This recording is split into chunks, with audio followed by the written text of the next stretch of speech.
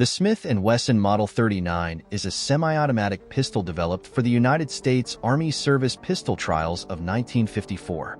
After the Army abandoned its search for a new pistol, the Model 39 went on the civilian market in 1955 and was the first of Smith & Wesson's first-generation semi-automatic pistols. Relying on Browning principles, the M39 used a shaped cam beneath the chamber to tip the breech down until the single locking lug disengaged the slide. A Walther-style safety catch on the rear of the slide locked the firing pin and lowered the hammer when applied. The pistol was accurate and reliable enough to encourage purchases by the U.S. Navy and Special Forces. The firing mechanism is generally double action for the first shot, though some single action guns have been made. The first double action pistol made in USA.